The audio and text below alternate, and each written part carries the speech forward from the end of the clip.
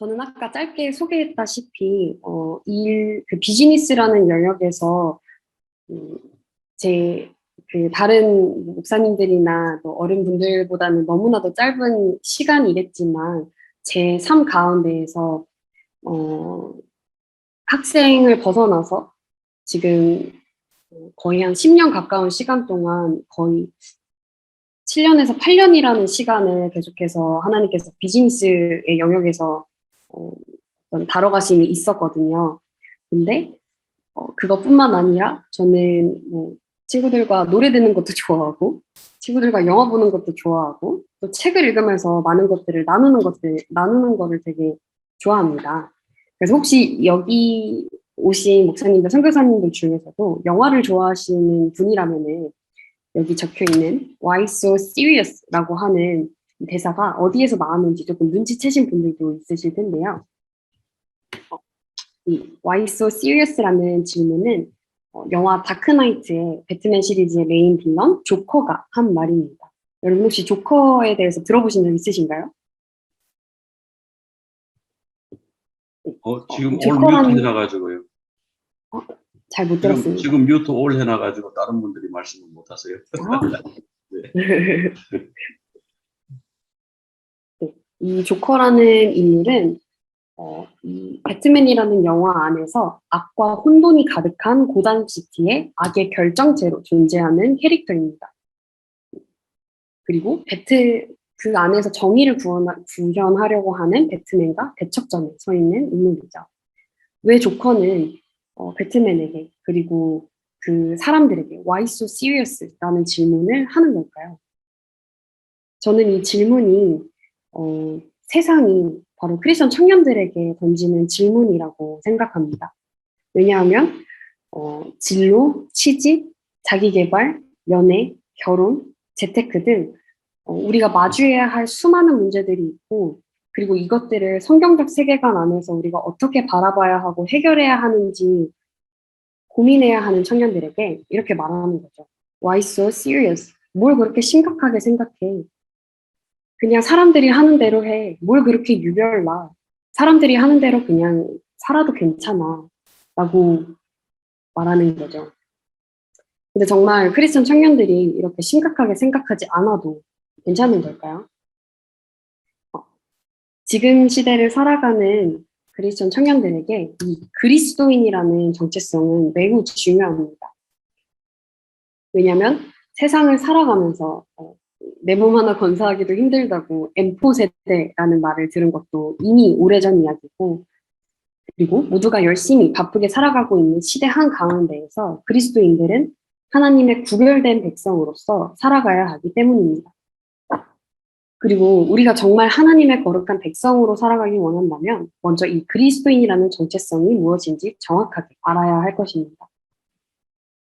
그리스도인이란 그리스도에게 속한이란 뜻으로 그리스도를 믿고 구세주로 고백한 자를 가리킵니다. 이 말은 사도행전 11장 26절 그리고 26장 28절에서 수리아 안디옥 교회 성도들에게 사용되었고 이후에 베드로전서 4장 16절에서 고난받는 성도들을 향해 그리스도인으로 고난당하는 것을 부끄러워 말고 오히려 그리스도인이라는 영광스러운 이름으로 하나님께 영광을 돌리라고 권면하면서 그리스도인이라는 이름이 얼마나 영광스러운 칭호인지 강조한 적이 있습니다. 이렇게 1세기의 그리스도인들은 예수님의 제자나 성도들에게 붙여줬던 거룩한 칭호로 그들은 그리스도에게 모든 희망을 두고 그리스도만을 최종 목표로 하고 따르는 자들이었던 것입니다. 그렇다면 1세기에 예수님을 구세주로 믿고 고백한 자들, 특별히 수리아 안디옥 교회 교인들에게 또 베드로가 고난받는 성도들을 향해 불렀던 영광스러운 칭호인 그리스도인과 지금 21세기에서 예수님을 구세주로 믿고 고백하는 자들을 부르는 그리스도인. 이 2000년의 간극을 초월하는 그리스도인이라는 정체성은 무엇일까요? 그리고 지금 크리스천 청년들은 그리스도인으로서 어떻게 살아가야 하는 걸까요? 사실 이 질문에 대한 답을 찾는 게 그렇게 어려운 일은 아닙니다. 왜냐하면 1세기 그리스도인들에게 진리의 말씀을 전했고 권면하고 가르치셨던 예수님과 그의 제자들 그리고 사도들의 이야기가 성경에 이미 모두 나와 있기 때문입니다. 예수님께서 가르치셨던 그리고 사도들의 가르침을 그 수많은 가르침 중에서 특별히 로마서 12장 2절 너희는 이 세대를 본받지 말고 오직 마음을 새롭게 함으로 변화를 받아 하나님의 선하시고 기뻐하시고 온전하신 뜻이 무엇인지 분별하도록 하라. 라는 이 말씀에서도 우리가 어떻게 살아가야 하는지 분명하게 말해주고 있습니다. 하지만 문제는 그 다음입니다. 그것을 어떻게 하는지에 대한 바른 해석은 바로 21세기를 살아가는 우리에게 달려있기 때문입니다. 이 몇천 년이라는 시간 속에서 정치, 경제, 문화, 인권, 기술의 발전 등 거의 모든 것이 달라졌습니다. 그러나 그러한 간극에도 불구하고 그리스도인이라는 정체성은 시대를 불문하고 예수님을 구세주로 고백한 자로서 하나님의 말씀을 지키고 예수님의 가르침을 따르며 살아갑니다. 그리고 시대를 분별하고 문제를 발견하며 성령님의 인도하심을 따라 하나님 나라가 이 땅에 임하기 위해 고민하고 행동해 왔다는 것은 동일합니다. 심지어는 죽음까지 불사하면서 말입니다. 그렇기 때문에 우리는 그리스도인으로서 하나님의 말씀을 따라 이 세대를 본받지 않고 무엇을 생각해야 하는지 어떻게 바르게 분별할 수 있는지 고민해야 합니다. 그리고 그런 다음 세대를 위해서 무엇이 필요한지 이제 함께 이야기하고자 합니다. 우리가 이 시대를 살아가면서 그리스도인으로 살아가기 위해서는 이 성경적 세계관이 필요합니다. 세계관은 일종의 렌즈로서 무엇을 보고 무엇을 경험하든지 하나의 관점을 가지고 세상을 이해할 수 있게 해줍니다. 그리스도인이 성경적 세계관으로 세상을 바라보지 않고 문제를 해결하려고 한다면 하나님을 위해서가 아니라 자기 의를 세우는 일이 되어버릴 것입니다. 그리고 바른 성경적 세계관을 세우기 위해서는 먼저 하나님에 대한 바른 지식이 필요합니다. 그리고 성경적 세계관 다음으로 필요한 것이 하나님께서 만드신 세상에 대한 바른 이해입니다. 세상에 대한 바른 이해가 있어야만 누군가의 편협한 관점이 아니라 하나님께서 바라보고 계신 관점으로 세상을 보게 되고 시대를 분별하여 하나님의 뜻을 구할 수 있게 됩니다. 그리고 이렇게 하나님을 아는 지식과 세상에 대한 바른 이해, 세상에 대해 바르게 이해하기 위해서는 지금 시대 크리스천 청년들이 신학과 인문학을 공부해야 한다고 말하고 싶은 것입니다. 가끔 신학과 인문학이 서로 무관하다거나 대립한다 혹은 적대적이다라는 견해를 우리는 또 접할 수 있습니다.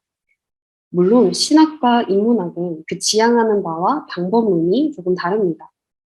신학은 신중심적 사유체계로 믿음의 영역이며 그리고 인문학은 인간 중심적 사고체계로 논리적 사고로 보여지기 때문입니다. 그리고 세부적으로는 대립과 갈등이 있고 시대에 따라 크고 작은 차이는 있었지만 신학과 인문학은 서로 부단히 영향을 받아왔습니다. 고대 시대 인식과 존재, 선에 대해 추구했던 플라톤주의는 어거스틴의 신학을, 그리고 중세에 이성적 사유와 논증, 논리를 추구했던 아리스토텔레스주의는 토마스 아퀴나스의 신학을 완성시켰습니다. 그리고 근세의 인문주의는 종교개혁을 일어나게 했죠. 또 근대의 자유주의는 노예 해방과 인권을 위해 사용되었고 지금 포스트 모더니즘, 탈근대에 이르기까지 신학과 인문학은 서로 부단히 영향을 받아왔고 그 영향은 현재를 살아가는 우리들에게도 영향을 끼쳐왔습니다.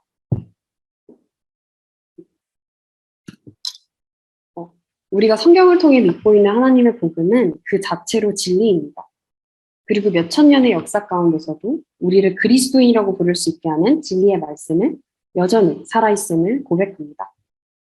그 역사 안에는 우리가 지금도 변함없는 하나님의 복음, 그리고 진리를 위해 싸웠던 수많은 사람들의 이야기가 있습니다. 하나님은 하나님의 사람들을 통해 일하셨고 또 진리를 바르게 해석하고자 노력한 많은 사람들을 통해 하나님의 진리를 수용하여 신학으로 정리되었습니다.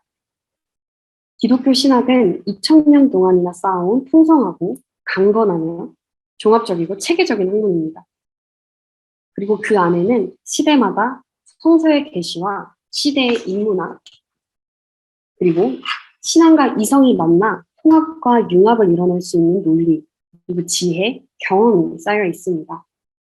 바로 이런 이유로 기독교 신학이 우리가 이 시대에 당면한 분열과 투쟁의 문제를 풀어낼 수 있는 기초를 마련해 준다고 볼 수 있습니다. 그리고 크리스천 청년들이 함께 배울 수 있는 신학의 종류로는 성경을 바르게 해석할 수 있게 도와주는 성경신학, 그리고 교리를 바르게 알려주는 조직신학, 그리고 역사신학, 실천신학 등이 있습니다. 그렇다면 이렇게 질문해 볼 수 있죠. 그렇게 신학을 배우기 위해서 모두가 신학교를 가야 된다는 거냐라고 물어볼 수 있지만, 신학을 배우기 위해 지금 시대에는 모두가 신학교에 가야 하는 것은 아니라고 보여집니다. 왜냐하면 시대가 발전함에 따라서 우리는 책, 그리고 영상, 강의 등을 통해 충분히 기초적인 신학을 배울 수 있고, 그 신학을 기초로 바르게 분별할 수 있는 분별력을 가질 수 있게 됩니다. 그리고 기독교는 영원 불변한 하나님의 사역을 설명할 뿐 아니라 수시로 변하는 사람들의 삶에 대해서도 교훈할 수 있어야 합니다. 하나님의 말씀이 수천 년 전 가나안 땅에서, 그리고 약 2000년 전 지중해 근방의 민족에게 무엇을 뜻했는가 하는 것뿐만 아니라 그 말씀이 시대마다 그 시대를 사는 사람들에게 어떤 의미를 갖는가에 대해서도 답을 줄 수 있어야 합니다. 이것은 시대의 인문학을 배척하고서는 도저히 불가능합니다. 이 세대를 분별하고 하나님 나라를 바라보며 지금을 살아가는 우리에게는 지혜가 필요합니다. 그 지혜는 역사와 문학, 그리고 철학, 인문학이라고 하는 것을 통해서 하나님께서 이루신 일들과 하나님의 사람들을 통해 배울 수 있고, 또 반면교사로서 인간이 저지른 실수, 그 역사에서도 배울 수 있습니다. 이러한 분별력을 바탕으로 전문성과 실력을 키운 크리스천 청년들이 비로소 나의 의가 아닌 사람을 살리는 지혜로서 사용할 수 있게 되는 것입니다. 기독교는 세상에 발을 딛고 있으면서 동시에 하늘나라를 향해 뻗어 있습니다. 거기에 신학과 인문학은 하나님 나라와 우리 세계를 연결하는 든든한 다리가 되어줍니다. 신학과 인문학 두 가지 큰 기둥이 잘 세워져 있다면 어느 시대이든지 기독교, 그리고 그리스도인은 영원 불변의 하나님 나라와 이 세상을 잇는 다리로서 세상의 빛으로 오신 예수 그리스도를 따르는 기독교의 본질과 사명을 감당할 수 있을 것입니다. 그리고 우리는 많은 영향력을 끼쳤던 신학자들의 성서에 기록된 하나님 말씀 못지않게 오늘날 우리가 사는 세상의 동태와 지식에도 귀를 기울였다는 사실을 상기해야 합니다. 칼 바르트가 이야기했던 한 손에는 성서, 한 손에는 신문을 이라고 한 이야기도 그렇고, 칼빈이 이야기한 현재에 대한 분명한 지식이 없고 미래에 대한 지속적이고 분명한 확신이 없다면 누가 감히 영광에 대해 말할 수 있겠는가? 라는 말같이 말입니다. 이것을 다시 풀어서 설명해 보자면 이렇게 말할 수 있습니다.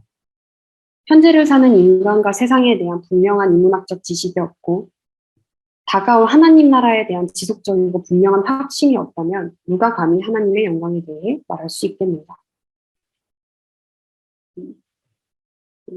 제가 지금 21세기를 살아가는 크리스천 청년들이 이러한 신학과 인문학을 통해서 정말 바른 안목과 하나님의 뜻을 분별할 수 있는 분별력을 길러야 한다고 말하는 이유는 지금 시대의 문제는 그 세대가 해결해야 하기 때문입니다.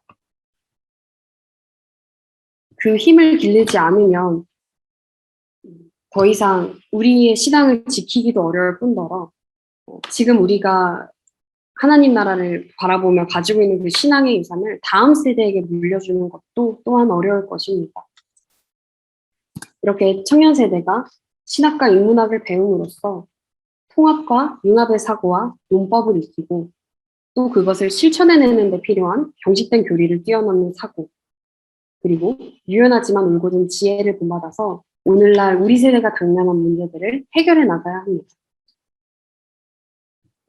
그리고 이 해결해 나가는 것은 정말 정치, 경제, 가정, 종교, 교육, 문화, 비즈니스 등 이 성경적 세계관을 가진 청년들이 그 각 분야에서 그리고 더욱 특별하게 선교 영역에서까지 우리가 이 시대를 어떻게 분별해야 하는지 정확한 안목과 정말 바른 성경적 세계관을 가지고 살아가야 합니다.